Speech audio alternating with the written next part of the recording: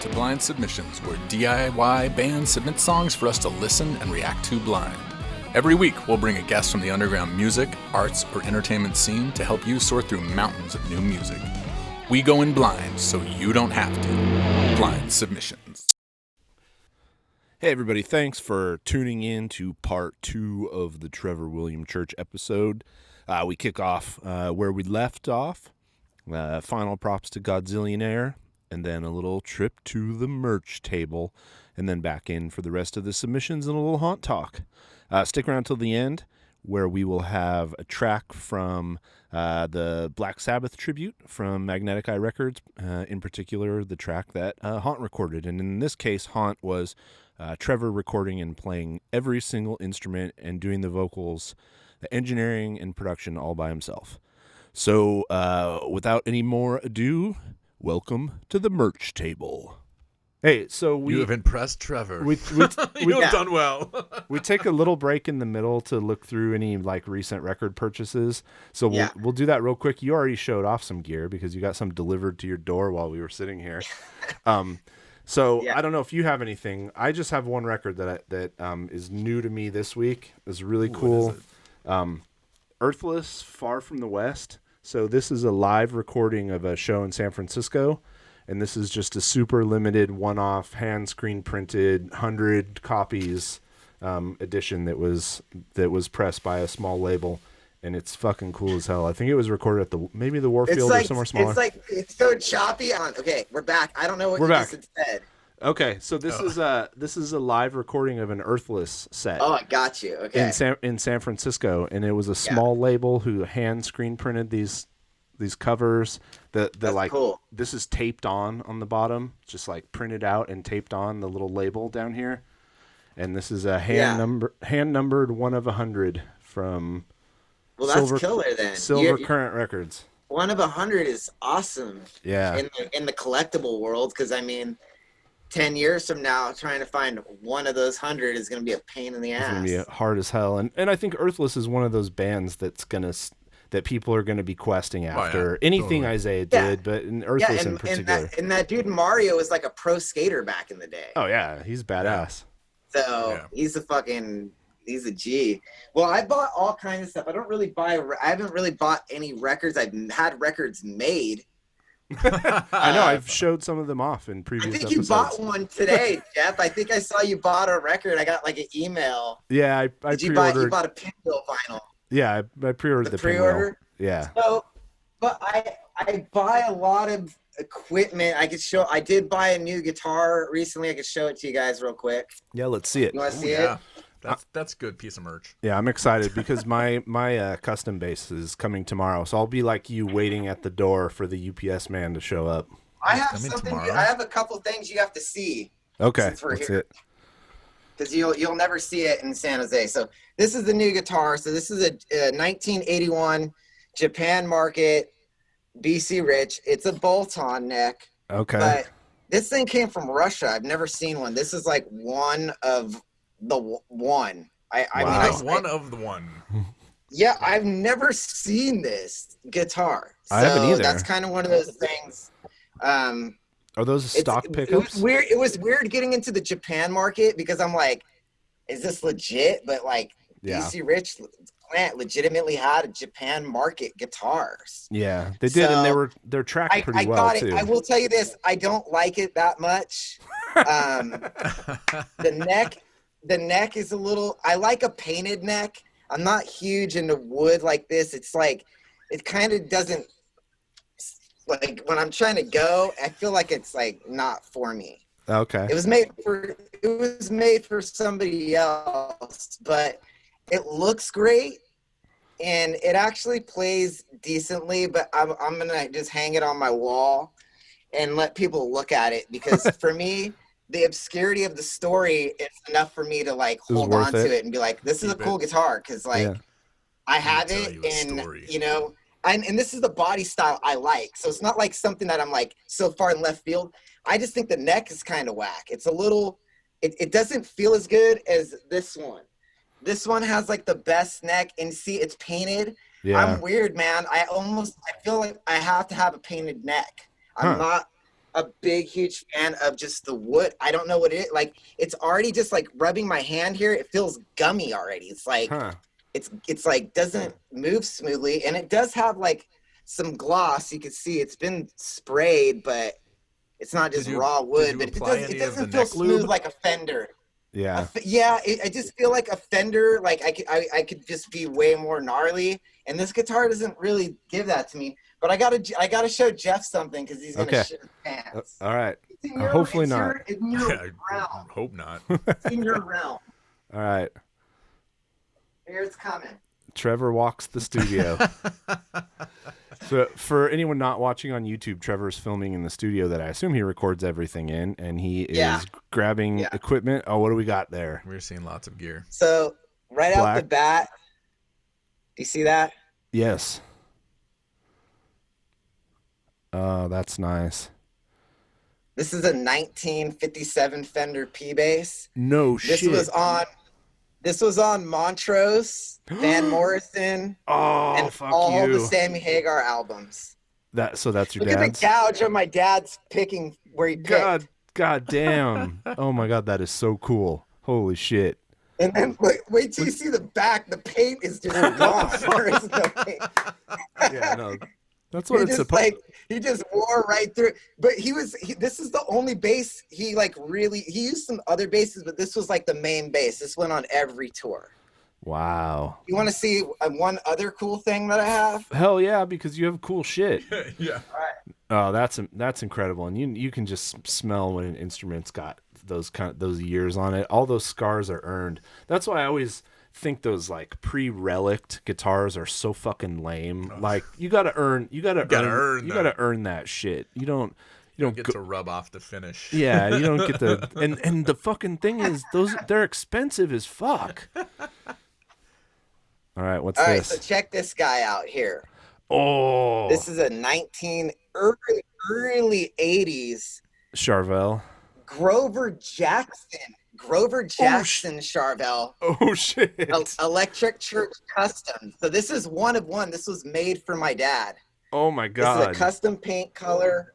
It doesn't exist. It has a bird's eye maple neck. I don't know if you can see the neck really. Yeah, it has beautiful grain.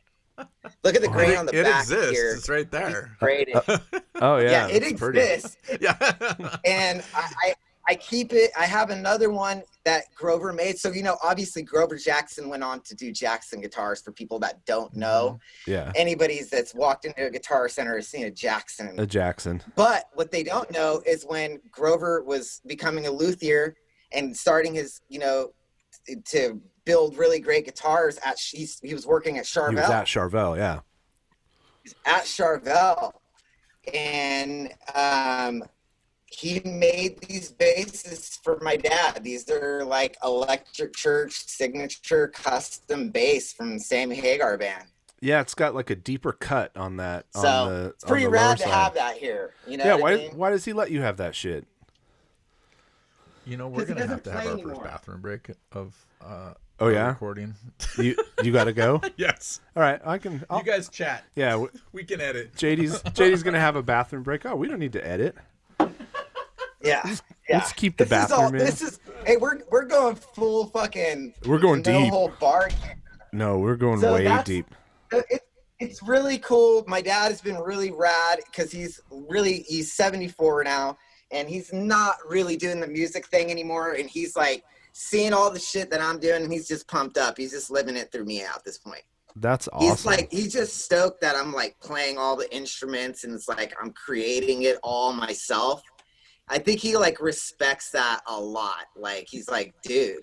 Well, and he's on the inside. Hard. He knows. Yeah, he knows what goes into all of that, 100%. So you'd have to respect it. It'd be a dick if he didn't. All right, are we losing him? Can you hear me? He didn't really like Beastmaker that much. I don't like this. He's like, I don't like this Satan shit. He's like, I don't like the Satan shit, man. Too evil. Haunt's a little more positive. Yeah, it was just like, yeah. Yeah, he as soon as I started doing Haunt, he was like, oh, what's this? And he actually helped me produce If Icarus Could Fly. Yeah, I remember you posting about that. My songwriting. He was giving me a lot of insight onto how to write better songs, so he was very useful when it came to how I do things. Like, in fact, like when I brought over Mind Freeze to him and he heard the first 2 songs, he's like, "You don't need me anymore." He's like, you figured out how to do what you're doing. Yeah, You know what I mean? That's awesome. But sometimes he'll give me like, he's like, "Why doesn't it do this beat?" He'll do like a breakdown beat, and I'm like, "What?" And then I'll do it, and I'm like, "Oh, all right, that's actually worked," and it makes it a little bit different than what it was. Dad knows what's up. Yeah, I wish it would have been cool to have an influence like that in the house. I grew up in a house of people who barely even listened to music, much less played it. So, hey, did you guys really miss me while I was gone? We totally missed you. Sweet. How was that piss break? We missed you a lot, dude. Yeah, but awesome. Dude, let me tell you, I'm a little bit. All things are good. I'm a little bit scared about this foot controller because that's a lot. This is a big foot controller for an amp, and it's like a bunch of shit. I'm like, what the fuck does this mean? Yeah, what all is in the amp? Well, first off, I have 4 channels apparently in a Powerball. I've never had a 4-channel amp ever. That's cool. And it has MIDI patches in it. It has a MIDI out right here. So that's interesting. So that won't get used? No, not with me. It's like, I don't even know if I'm going to use this. I'm like, this is too much already. It's like, could you cut it in half? Just give me one button. Yeah, I need one button. But I guess if I have 4 channels, it'll honestly, I probably won't even use that at all. It'll probably just be right into the amp, going through the 3 pedals that I use, and that's the end of the day right there. Yeah, JD was worried. His favorite moment of every podcast is pedal talk. Because when we go off and start talking about pedals, I was like, don't worry, Trevor's not going to talk about pedals. He's like, it's pretty I'll show you my pedal board. I got a cool pedal board. It's not like I don't have one. So it's all 80s Japanese pedals. So it's a little different because it's not like, oh, look at the cool graphic. So these are all Orion pedals. And they're just down here is my wireless. It's the Shure, it's a tuner. So that's great. This is like my favorite pedal actually, because it allows me to not have a cord attached to me. So I have an octave pedal, and I just use that on some of the harmony licks. And this is the main pedal, is the stereo chorus. Oh, of course. And I have a massive array of 1980s Japanese effects pedals. I own currently 120 in my collection. Man. Holy shit. Yeah. That's a lot of Japanese effects pedals. I have a glass display case in my living room, and that's what's in the display. When you come to my house, it's like hella weird because I just collect.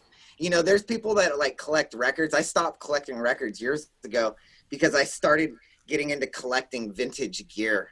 And like relics, cheap shit, stuff I bought at like $10, and now it's like $100 for it. I'm like, wow, like the Orion pedals.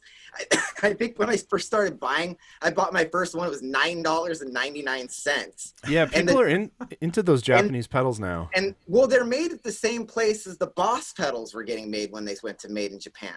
Yeah, you could tell by the enclosures, all of it. They're the same components, basically.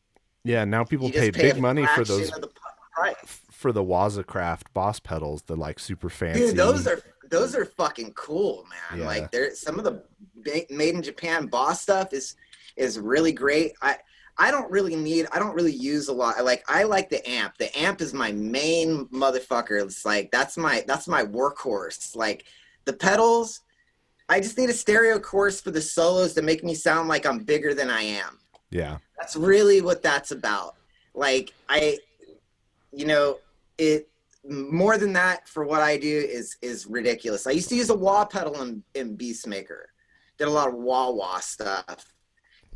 And I've completely ditched that. I'll never have a wah pedal I won't take a wah pedal with me anywhere, but I'll always have one in the studio because they are cool. I enjoy just jamming sometimes, but I found that the stereo choruses are where it's at. But my gear, my like nerdy self, I'm just such like I'm sitting at a computer desk right now, like my actual like recording desk, and I have just sitting here with the preamps and the EQs and the compressors.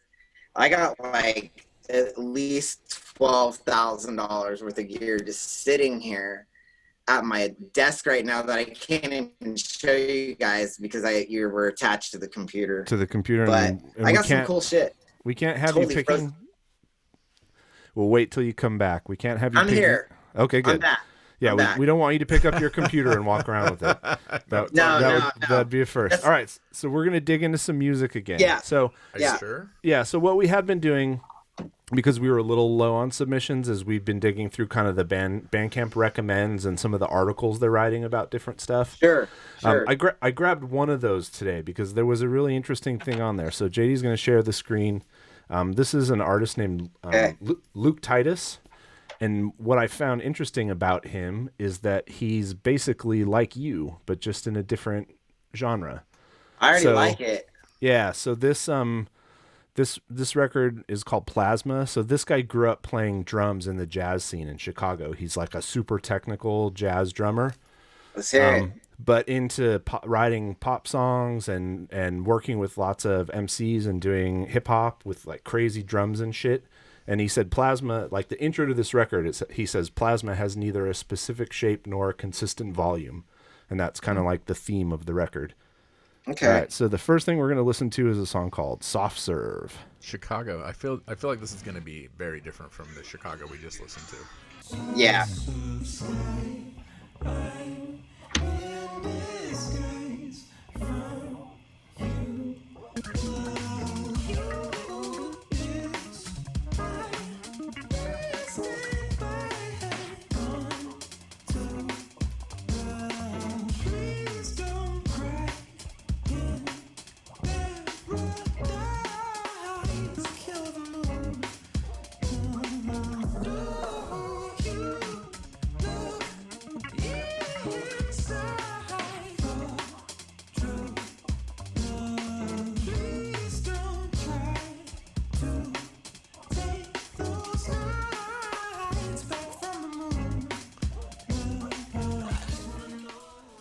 So as you flip through the other songs on this record, it's fucking all over the place. But he's playing all of that, those guitar and bass parts that sound underneath the drums. I like Even it. like those crazy like jazz drums.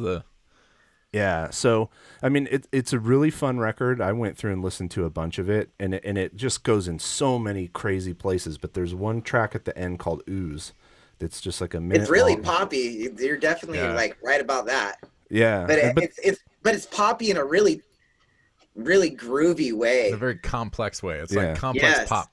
Yeah, so check Something this out. That. This All is right. called "Ooze."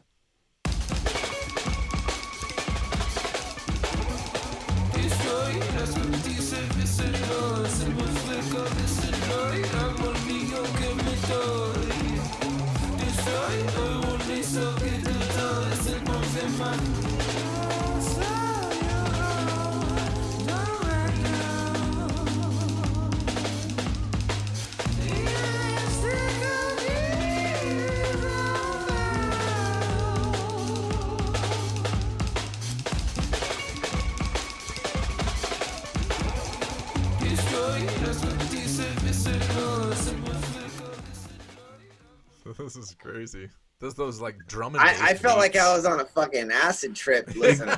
So exactly, and it really made me want to go and listen to everything. And what I love about it is like he's flexing musically, right? And this is what made me think of you. Like he's fucking flexing, and he should because he's talented as hell. Yeah, if he's doing that all by himself, that's pretty impressive stuff, man. It's really hard. I couldn't play those drum beats. I'm a rock drummer. Yeah, but then he's it's like fucking Neanderthal drums. That shit was like he's alien drumming right now. For sure. But then he's also writing. I mean, as you listen to other tracks on the Dude, record, his like fucking record is expensive. I should start charging more. Yes, you should. $40? My God. That's the deluxe. That's the Dude, if with I a sold poster records at $40, I could have like 5 half stacks in a year if I raise up my prices at $20. I'd have a whole wall back there just dedicated to gear. So you can get a poster and a record for $25. Okay, I'm not even that nice. That's pretty nice. Yeah. See, this has a slip mat. Oh, the $40 package. That's the bundle. Gotcha. Yeah. That's pretty good. That's the bundle that brings all the boys to the yard. Yeah, it's the bundle. Bundle it together. I do think you could probably crush though if you ever pressed with Got a Groove and did a Wax Mage, because I saw those. Those are crazy. You get 25 of them and they're expensive to produce, but people collect them like fucking crazy. And because they're limited. I'm so fucking old school. Like I just press a record and I'm like, here, like no fancy.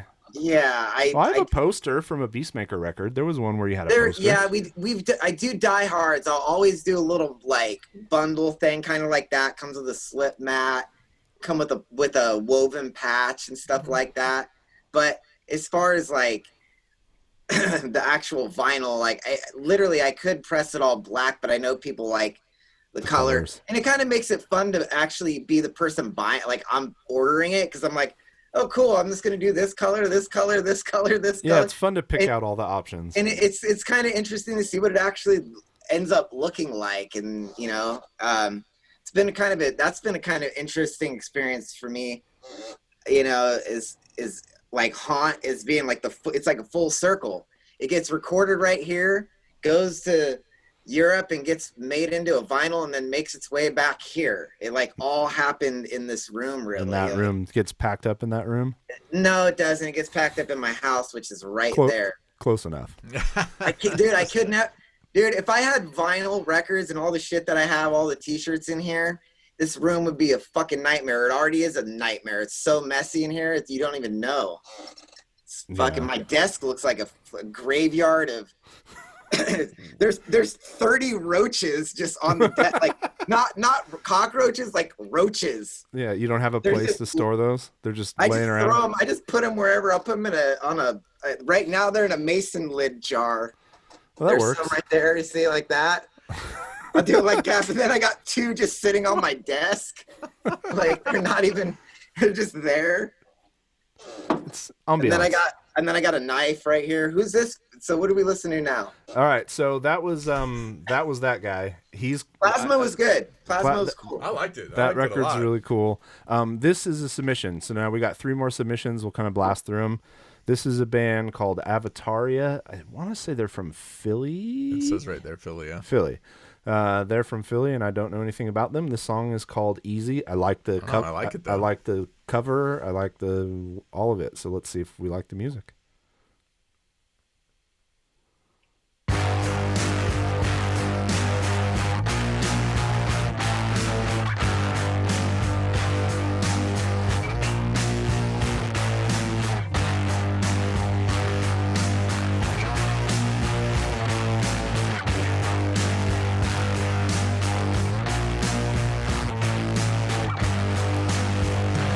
You should have sang.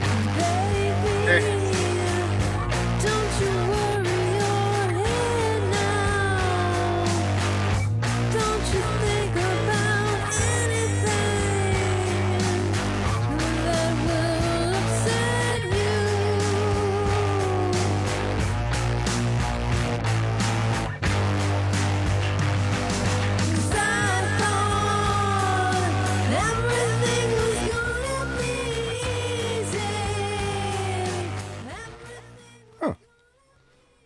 Different from what most people submit to us. Yeah.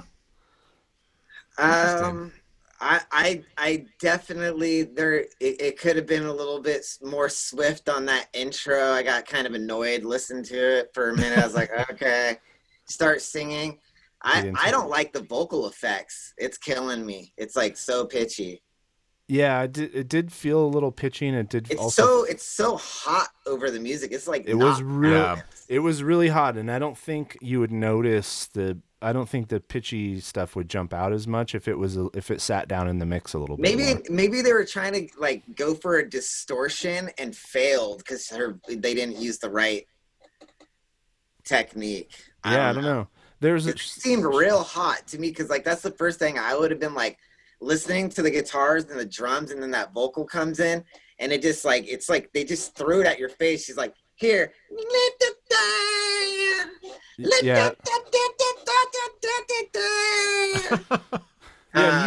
you know how hard it is to get the vocals to sit in the music when you're doing production. I feel Super like hard. that's one of the biggest things we struggle with, I struggle with anytime we record, is to make it feel natural, like they're in the right space. It's like you're in a room together. Like that's how I feel like the record should sound. Like if you were playing music in the room together, like that's if you've almost achieved that, you've made a record.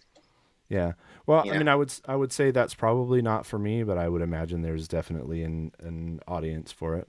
So the description makes it sound really good. So like Jessica Lee Mayfield, Nirvana, early Soundgarden, L7. I didn't really hear any of that. Like I heard like a Silvertone amp with like a Japanese vintage guitar, like a Tokai or something. I can hear some Kills in there, definitely. And so like that's kind of, I felt like they're a little bit more punk oriented than. I could definitely, maybe the Nirvana for sure.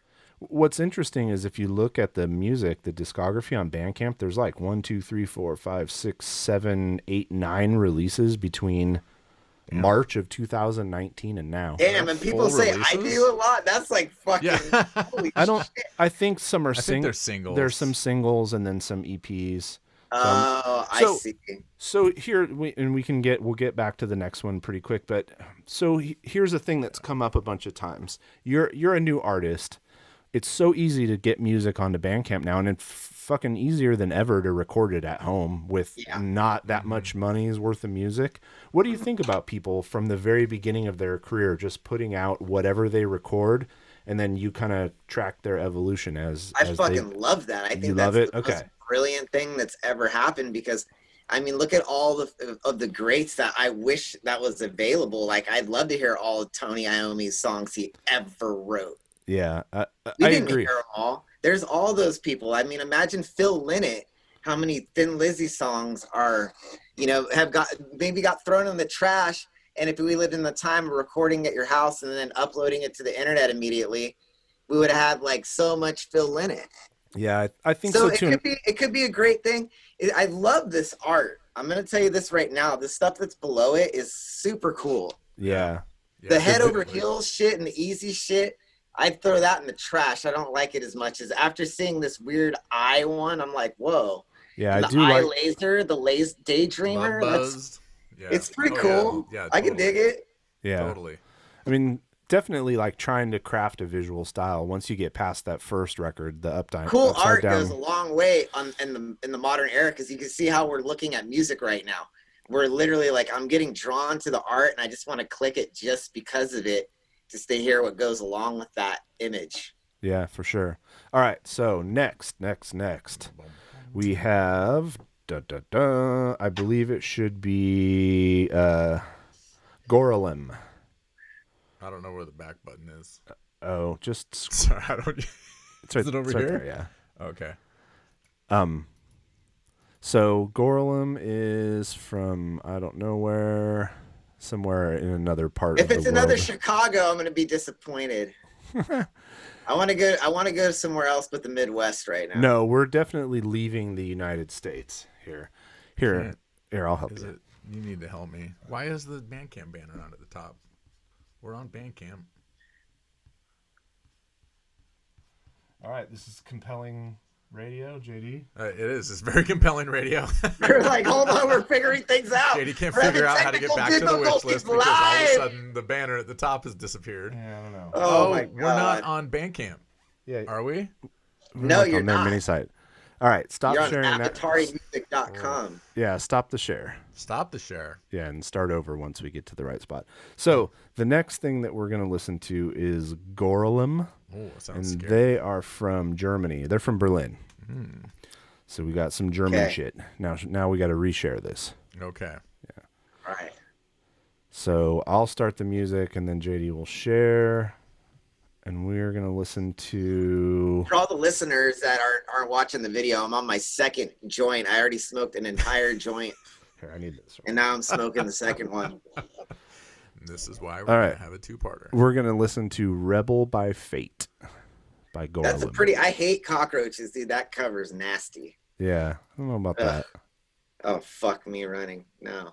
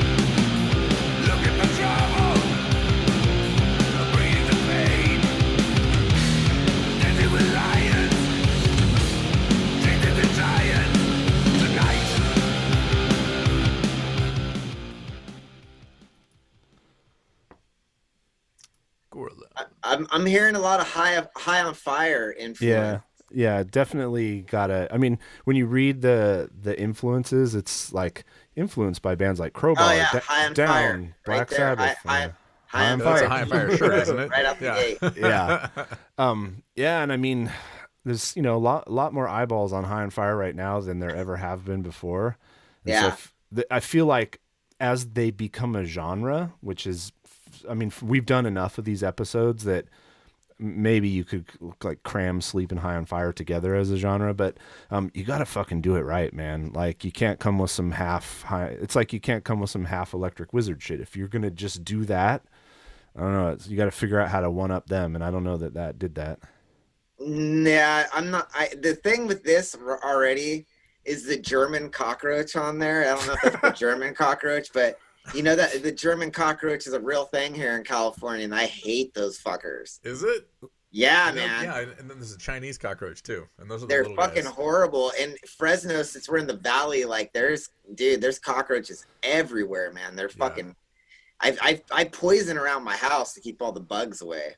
Yeah, I mean, I feel like that's a little bit of a like phoning it in album cover. That's the worst album cover in the fucking world, right there. I hate it. I've seen worse. That's a fucking the cockroach right there. I just want to grab it off the I want to grab it. It looks like it's like on the record. It's like shadow. It's like 3D. I want to pick it up and just throw it off of the record, and I like it already more.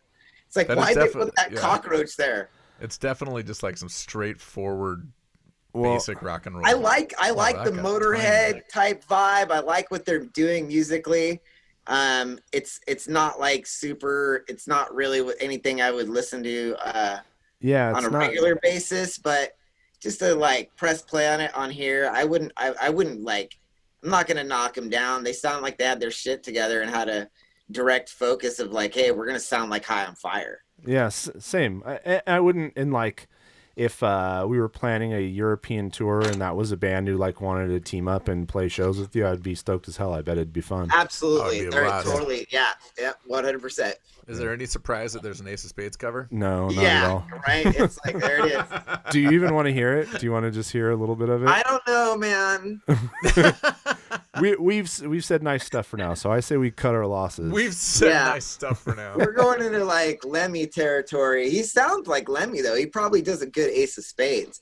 Yeah, but we're just gonna hear it. It's the guitar that I'm worried about. Or we could listen to Erection.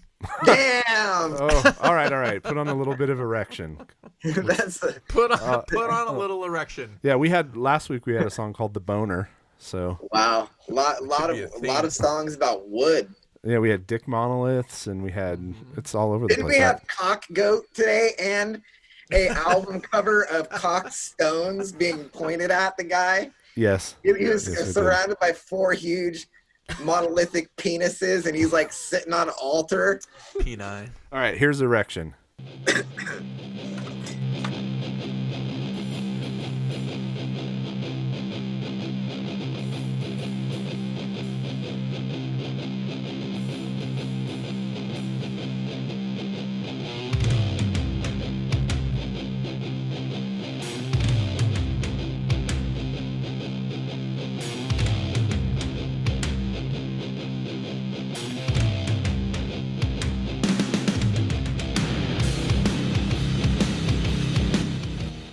Yeah, no, I get them. I don't like they got good drum sound. Yeah, the drum production's actually kind of bugging me, kind of in the same way that the vocals were bugging you in the last one. Loud, it's like it's so direct and present, and like. They're doing that. You know what they're doing is they're compensating. They're making the drums really big because everything else was a little. Din, din, din, din, din, din, din, din. I'm like, you know what? Great. You could fucking do a gallop. Let's start the song. That's my big like you could have just cut that all the way out and then just start. That's it. Yeah. He would have already been a better. They need to hire me as their producer so I could tell them what to do. And they would be better. Well, even in the first song, it started off with the round of the opening progression just on guitar, and then it dove into that with the drums. Just cut that first one. Just go straight into. Absolutely. A lot of bands suffer from the too many riff problem unless you're going for that intentionally. But if you're trying to be a pop band and have pop sensibilities and have songs that get stuck in people's heads, that is not the way to do it. Is, you know, I don't think these guys are going after that. yeah, no. All right, No. so we have the cool tone. Yeah. Like, I thought it was like, I think they do what they do really well. They do. Yeah. All right, so last song is from a band called Acid Alice. Ooh. Acid Alice. And the one that they wanted us to listen to is called Acid Horse. So I'm noticing Damn, dude, Acid Horse. a theme. The cover's jeez. gnarly. I can't wait to see It's the like a cover weird color. alien looking No, it's just Thing like a gross, octopus. melty face, human head. Oh, dude, this band, they fucked up right here. This is a really stupid album cover. All right, here's Acid Horse. Oh my god.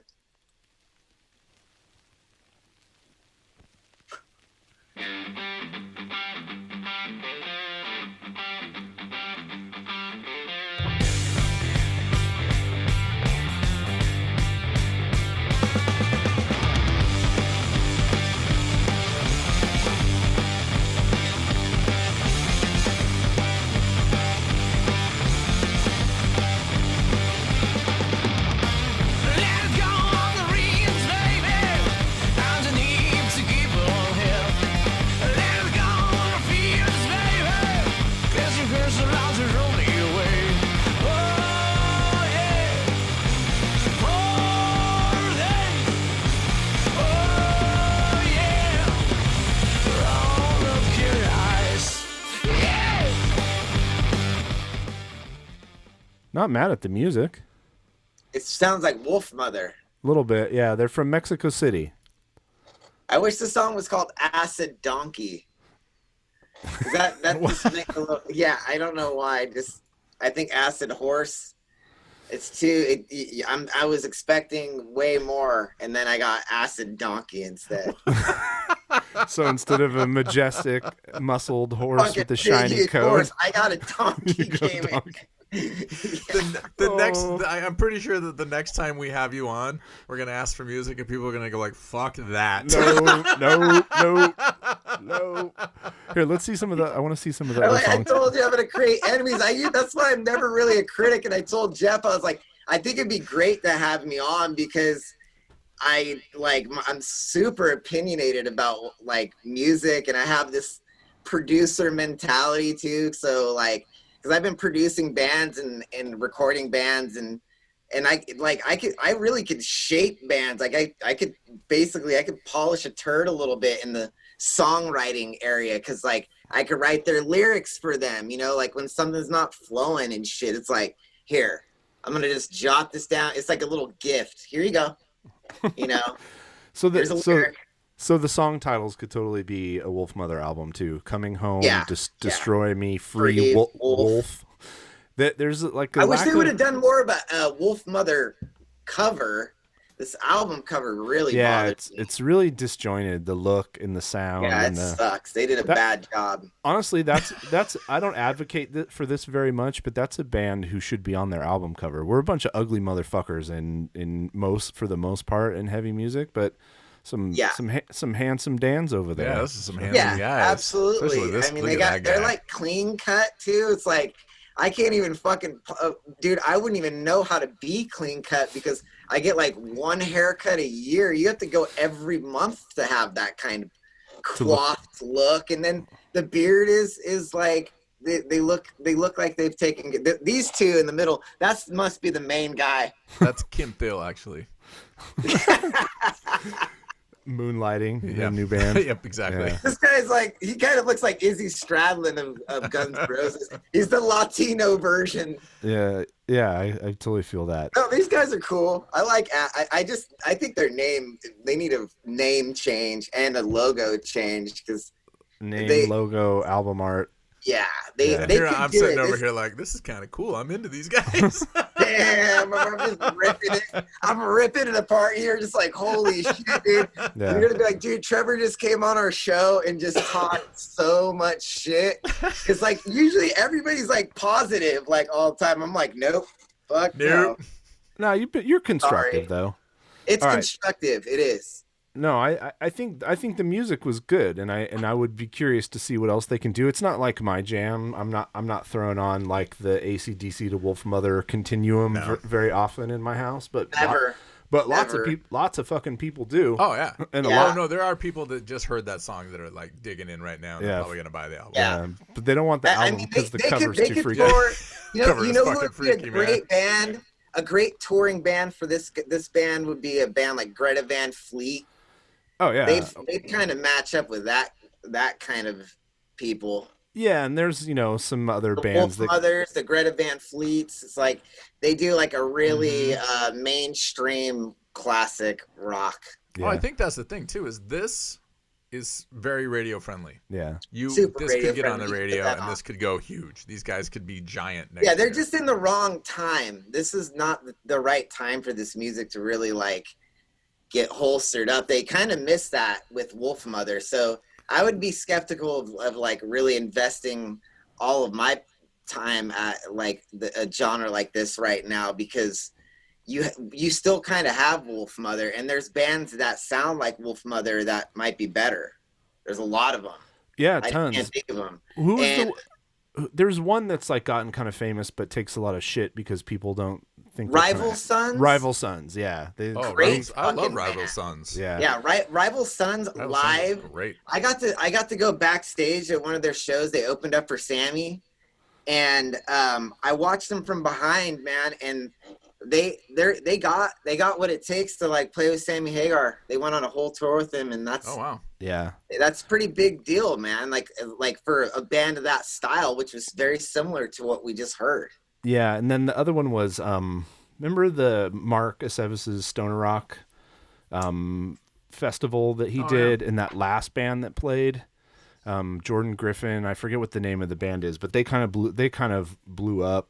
Went on tours with the Pretty Reckless, and also very similar vibe. Them Evils. Dude, them Evils.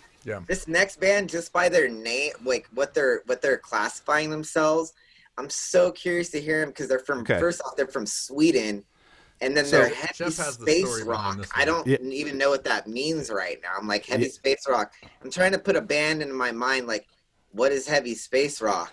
It's this. So this is a submission that I got, but I had to reply to him and go, dude, I already love you and listen to your music all the time. Okay. This is some shit that I put on when I just want to like go to another place. It's instrumental. It's like Elder and maybe some of the more psychedelic parts of Earthless with like lots of synth and no vocals. So I mean, let's fucking hear it. Let's see. Damn, there's let's go to one of the. Do you know like what's your favorite song? Yeah, so I went through this whole record today, and you kind of have to like this second song, Wonder or Not.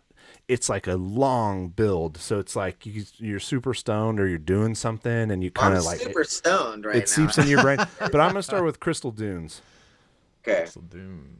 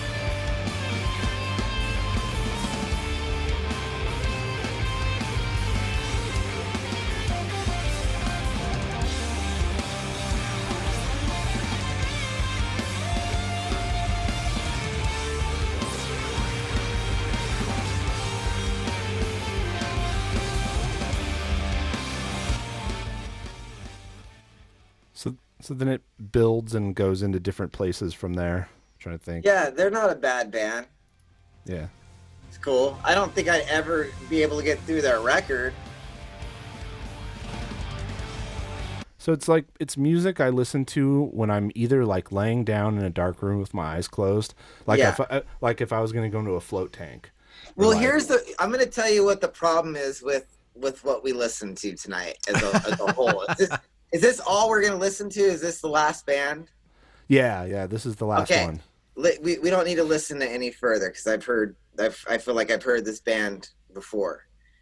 We didn't hear my one big, like, the one thing that just really irritates me is we listened to all that music and there wasn't one song that was catchy enough for me to even remember who they were. I can't even remember the band's names anymore.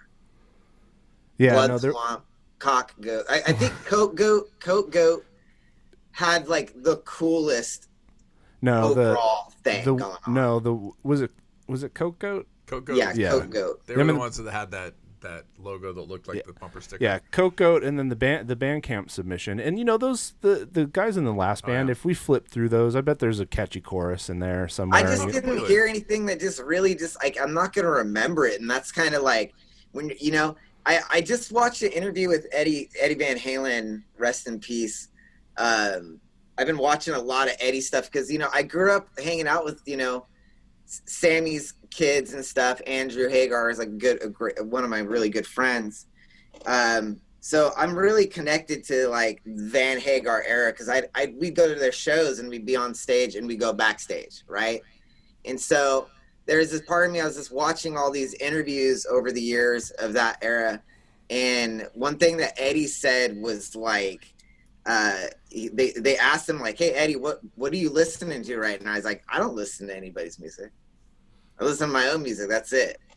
And it kind of, I think a lot of musicians can probably relate to that because especially if you're a songwriter, because you're just like, you're in your own element. You're writing all your own stuff, and that takes a lot of time and dedication to really craft your music. So there's not a lot of time to listen to stuff in depth. Sometimes for me, it takes me a long time to like actually really get into bands' records because I don't have, and I'm a dad, as you know. So yeah. that really that just puts a wall there for time right out the gate. But luckily I make him listen to the stuff though. He's like, I'm like, you're gonna listen to heavy metal. I'm sorry, you're gonna like it. Even if you hate it, you're gonna like it. You'll like it eventually. I'm gonna make it fun.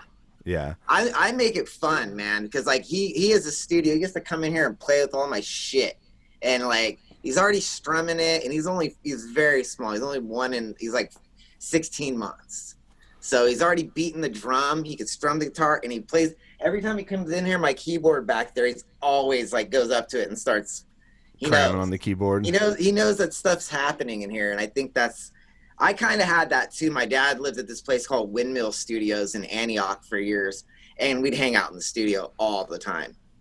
But anyway, so yeah, man, you shared a record. You shared a record on Facebook this week that you were like, great record, terrible band name and album cover. Who was that?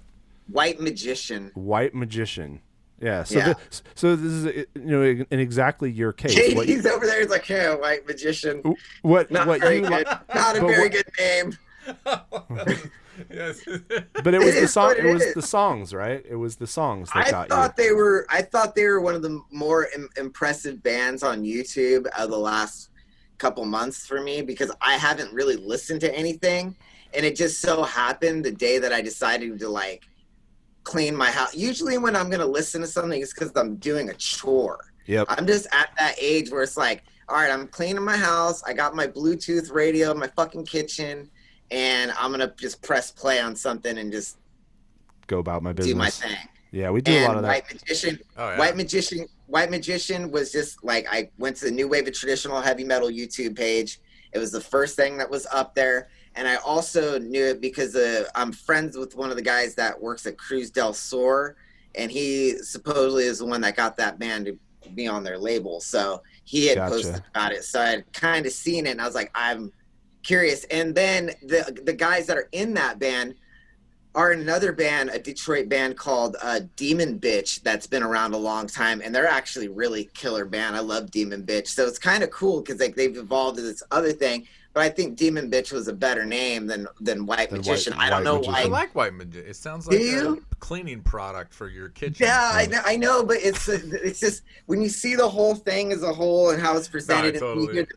it's just like you're just like But again, that's one of those like overly critical things that I'm gonna throw at bands because like I'm just like, you know what, like if you're gonna do what you're gonna do it fucking right. Make sure your name's gonna fit. If you're gonna invest the time, because I can tell you right now, I wasted years. So it's like just focus in on what you're gonna do and write it as hard as you can.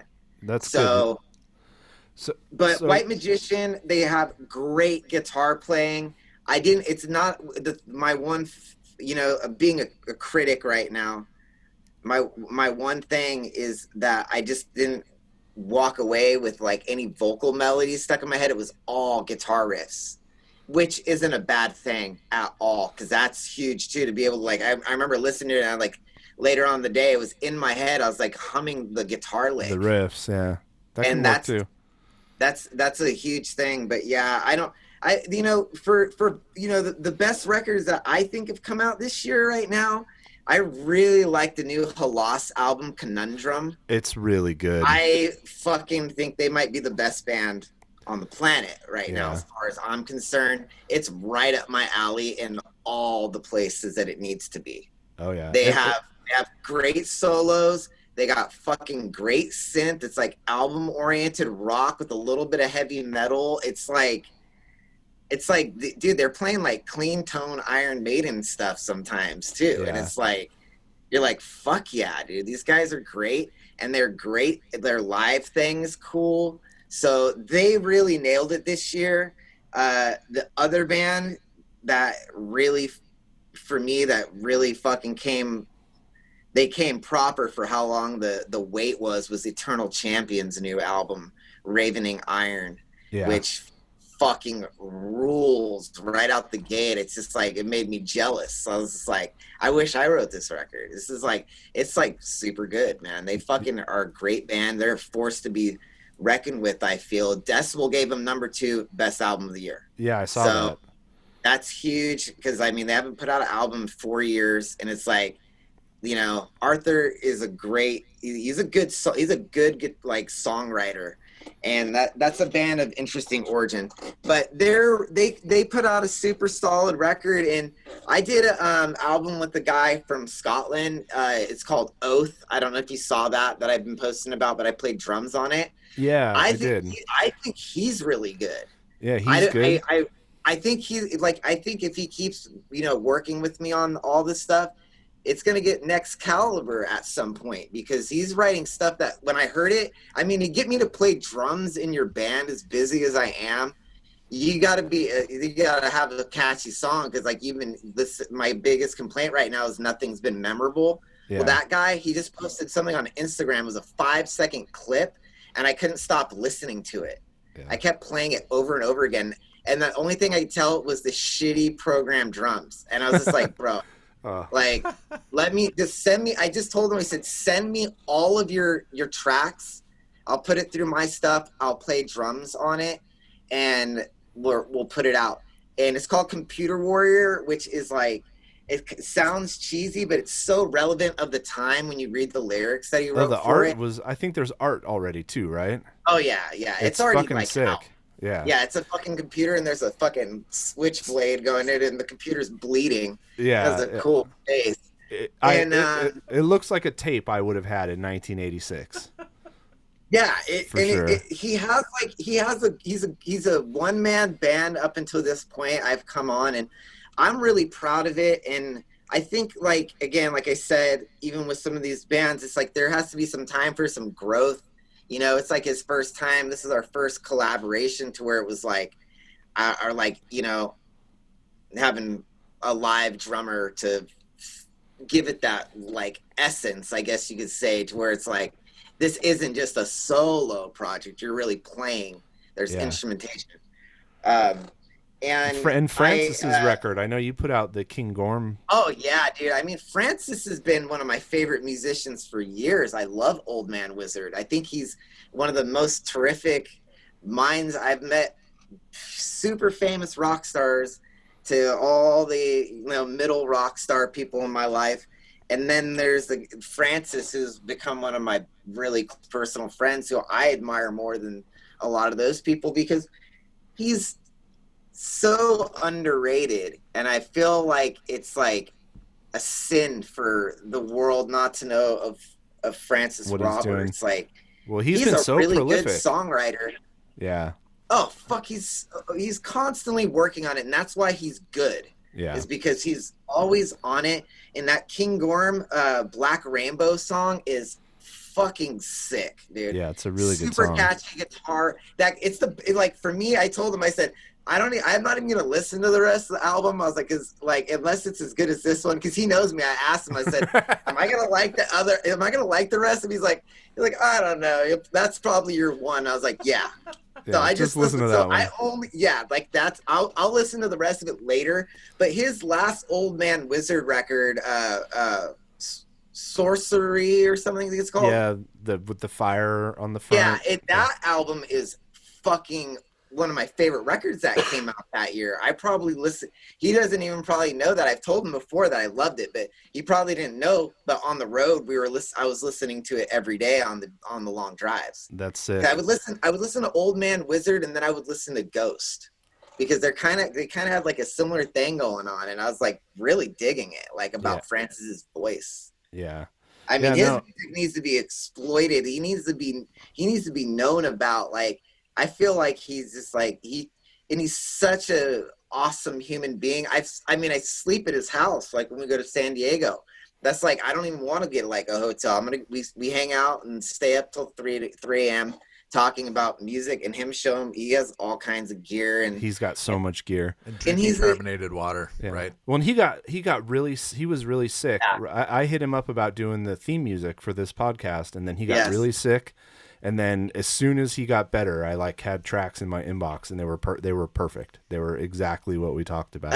That's really cool that you used it, because I think he's that kind of guy that could kind of write anything for you. Oh yeah, he's a chameleon. He's a musical chameleon. Oh, yeah, he's a mastermind. We sent him 4 songs off the Bill and Ted soundtrack, and we said, "This is what we want," and he's like, "Right on." And then he fucking wrote it. That's so cool, man. Yeah, it was fun. And so that was a good one, and I wish. It's hard these days, because I see some people already posting, especially about Decibel magazine. There's a lot of, because the internet is full of criticisms online, as we know. Everybody loves to have debates and things, which is fine. That's just, hey, whatever, debate, do something. At least you're communicating. But the thing is there's people like, oh, this band doesn't deserve to be on this list. This is the most biased fucking list of, yada, yada, yada.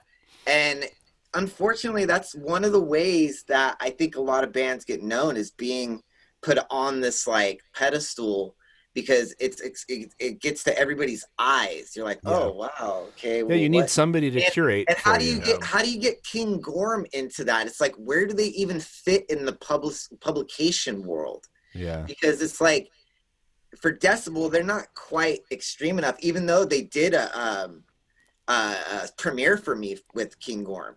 So that was big. I hope that brought a little bit to Francis to have something premiere there.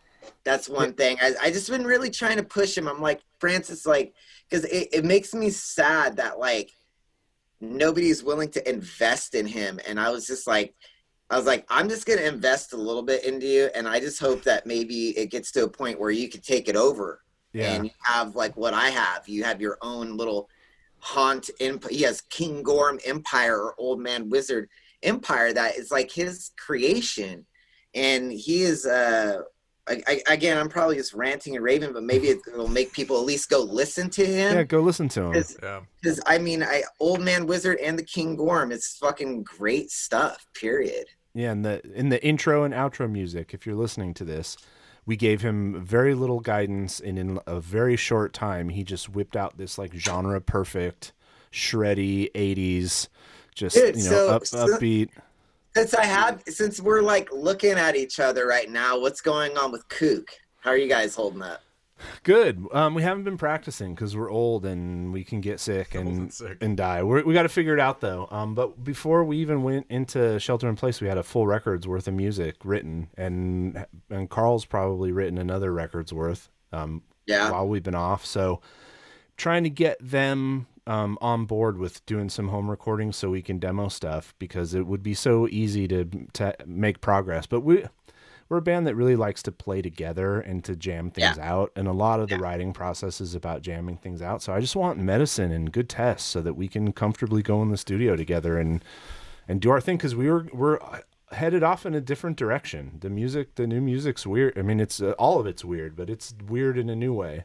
So I'm super stoked about it. And we have like a full album art concept and artist already lined up. I mean, ready to go. Yeah, your last album cover was great. That Alfie kind guy. Yeah. He's fantastic. Yeah, and then this one we're going to use Nick Fox, who did the logo for this, the podcast. Yeah, I fucking love that. I think that's like the best podcast fucking banner on the planet right now. Yeah, so and like so thumbs up, dude. Rad, thank you. Yeah, no, this one is like, we're like Wild Stallions, dude. It looks like fucking. That's the point. There you go. That was the reference.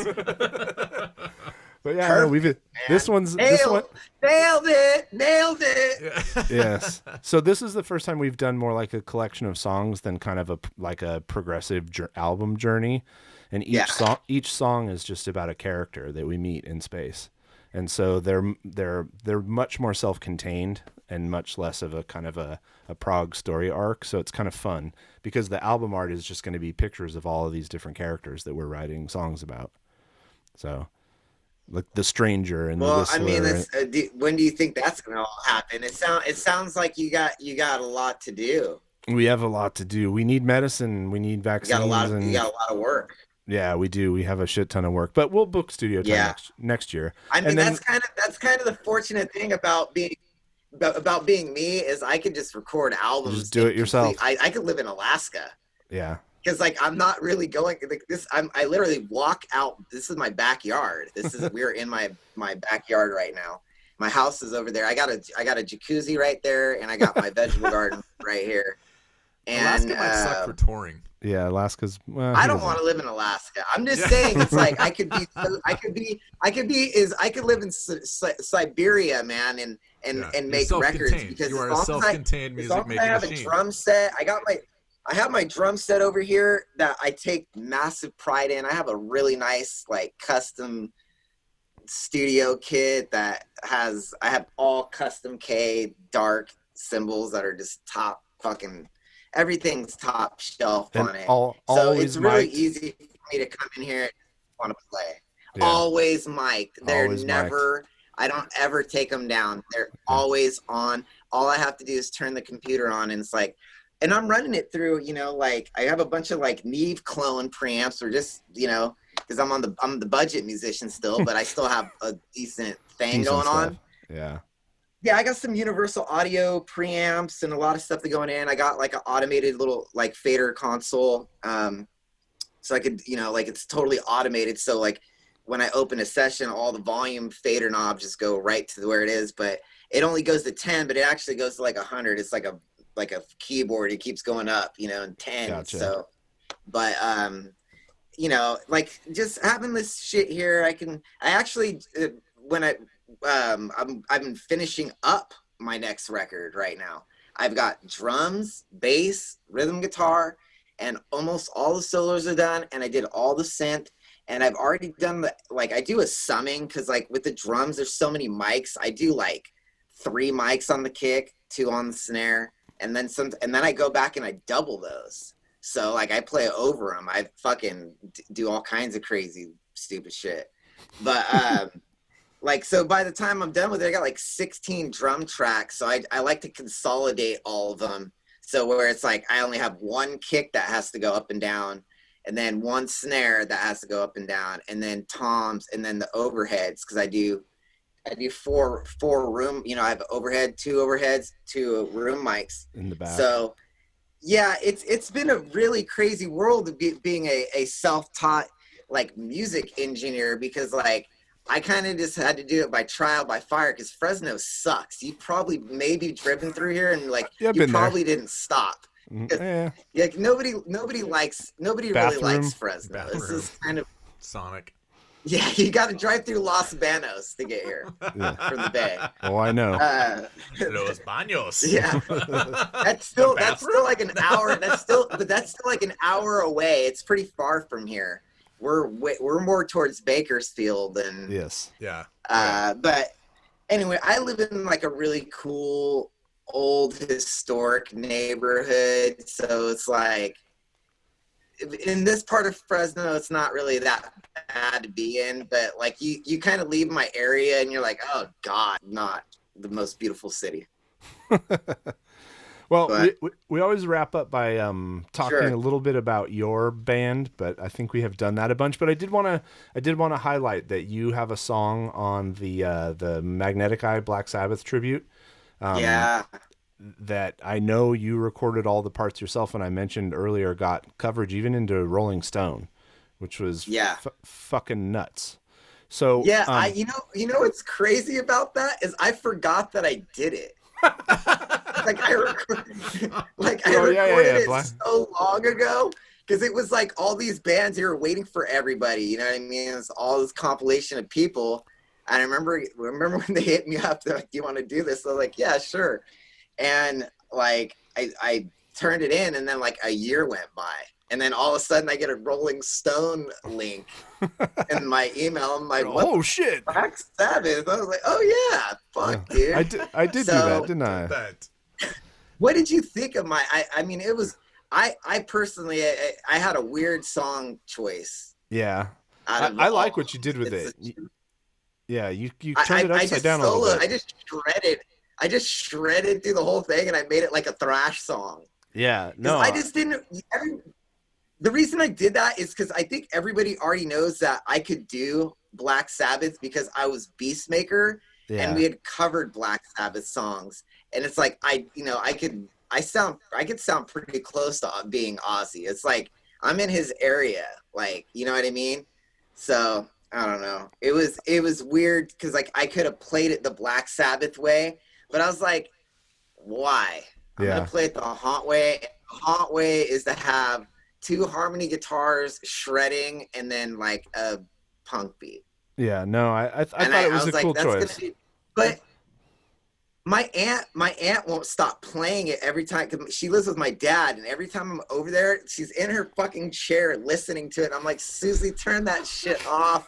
I was like, I'm so tired of hearing because that's all I do. Because I was like, what do I do with this? I was like, I got to fucking shred in here. It's like I picked the one Black Sabbath song that doesn't have a guitar solo. All right, so I'm gonna tack that song. You know, I was like, how did I do that? Just make the whole song a solo. All the other ones have like full-on things I could have done, but yeah, I don't know. I'm gonna tack the full version of that song onto the end of this episode, and then also for Yuri Gagarin, and I didn't even name the band when we started listening to his music, but Yuri Gagarin was the band that submitted me the link that I was already a fan of, and I tried to come up with a good name for that segment. Like shit, we're already fans, I like or that. I think that's good. Something like that. And I told him I'd tack a full length one of his songs. So I think we're gonna get close to the 3-hour mark by the time I add those songs onto the end. I'm telling you, it's a 2-parter. You have made this an epic episode. Hey, you know what? For sure. I mean, like we are in an era of coronavirus. What else do you have to do? You can put it on and go outside and you could sweep your deck or your porch. Yeah. And listen to us talk about a bunch of random shit. Oh, I for sure will. Or probably watch it, apparently. Yeah, it's all up on YouTube. At some point, I'll definitely be out back raking Jeff, leaves. I can't hear you. I can't hear anything. Are you back? No. We lost him. Will this be the first episode? Yeah. Where we lose a guest. Or is he back? I'm here. You're here. Am I here? All right. Yes, you're here. Let's finish it up then. We'll sign it off before it goes again. It's really awesome to see you and talk to you. Won't wait this long until we do it the next time. Hopefully in person. The last question though. Oh, last question. Oh, Quick yeah. answer. Favorite hometown band, and by hometown I'm going to go with Stockton. Is there even such a thing? No, there's no band. None. None. That's sad. There's no band there worth even mentioning. How about Fresno? Can't be any of the 6 of your own.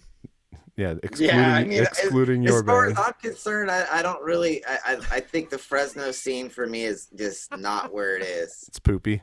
I guess you could go Bay Area. Yeah. Okay. There you go. Bay Area, Northern California. You could just say California. Easy. It's the easiest ever. Hellfire. Everybody already knows that. Yeah. Because those are my good friends. We play in Hysteria together. We have a band together. We've done 5 tours together. That's like our sister band. They're the best band in the Bay Area as far as I'm concerned. I love them too. Jake Nunn is a fucking genius, dude. Yep. He's another guy underrated as fuck, man. That guy has a catalog of songs. He just comes over here with riffs for days. Great singer, great dude. He needs to be like, he's better than me. So it's always been like, I'm like, how the fuck am I like? You should be like light years beyond where I am. Well, I think you're ripping. I think you helping these guys package themselves up in a way that is much more complete, because you're so good with the vision of the art, the music, the titles, the writing, and then it's just about catching the eyes of the PR people that submit stuff to the magazines and it's easy because I already talked to all those people, so I have their emails. So it's not like when I send them a submission of like, hey, put this on your page, please. It's not as like weird, and they know that I'm like DIY as fuck, so they're not trying to like milk me for everything I've got. They're willing to help out the heavy metal underground.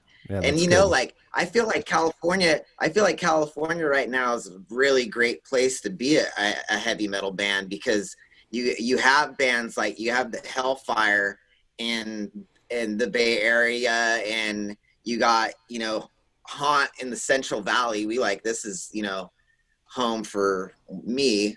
And then in LA you've got like bands like Saber and Fortress right now that are kind of like really good bands. Like they're San Diego's Gygax. Gygax. There's the Great Electric Quest guys, which are really ripping players as fuck, man. Those guys are good. And then you have like Francis out in San Diego too. I really I'd be interested. I tried to get into like the Santa Cruz scene recently, and I think I even talked to you about doing some shows in Santa Cruz. Yeah, Santa Cruz is a little more eclectic.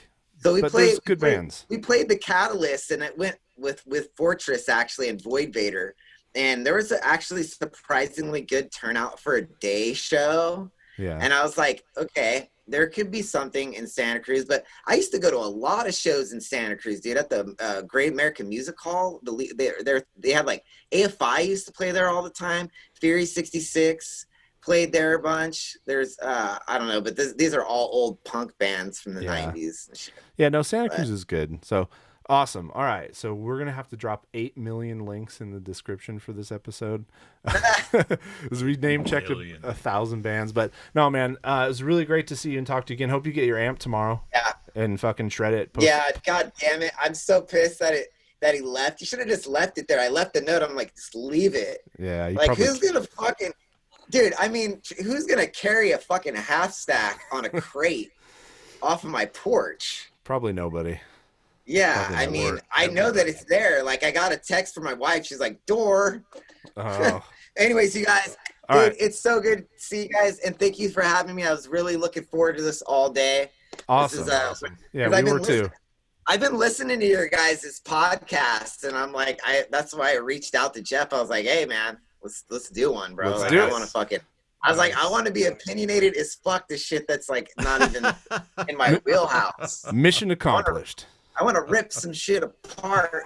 I want to terrorize motherfuckers. All right, man. All right. We're going to appreciate Thanks, Trevor. it. Happy holidays, dude. You I too. hope to see you guys soon, man. Love you guys. Take care. Love you too. Man. Thank you for listening. Yep. See you. Later, guys. All right. Well, Well.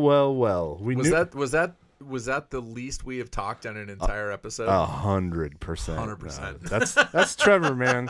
Trevor's a fucking ball of energy, and that's Trevor if you play a show with him. Yep. I mean, I've spent more time talking to Trevor than probably anybody else in the music business. He's a font of knowledge, tons of opinions, good opinions. So he's a good guy to know. Yeah, I think in one fell swoop, not in one fell swoop, but I think it's gonna, kill two birds with one stone. He's gonna get us 200 submissions and then get no more submissions. No, man. I'm kidding. I think too, people just need to understand that even you have the music you like, and then you have music that you might not like it, but you can appreciate it, and everybody has their own opinions. Yeah.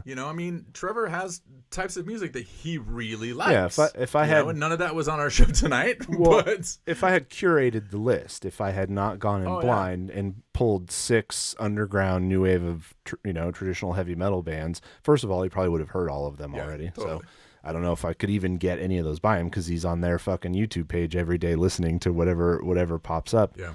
But I don't know. I don't know if it would have been as interesting to hear him. No, talk exactly. About, Exactly. I think that's the thing as a band. You need to put yourself out there because, and if you listen carefully, most everything that he said was very, it was here's I don't like this. Here's why. Here's how you can improve. Here's what I would do. Yeah. Here's what you can, and and take the feedback. That's 100% what I expected from him. So. Yeah. Sick. All right. Well, that was long. We don't need a long outro. So thanks again, everybody, for listening to a mega super double size episode of Blynd Submyshynz. We out. And now here is Haunt's version of St. Vitus' Dance from Black Sabbath Volume 4 Redux by Magnetic Eye Records.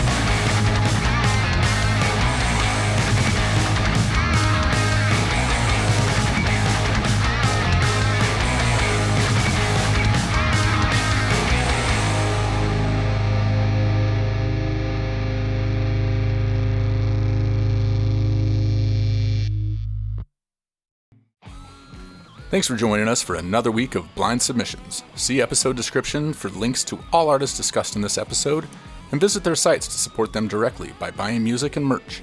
Share links to the podcast or YouTube videos with your friends, especially if they're in bands. Bands! If you want us to listen to your music on a future episode, please submit one song to blindsub@gmail.com.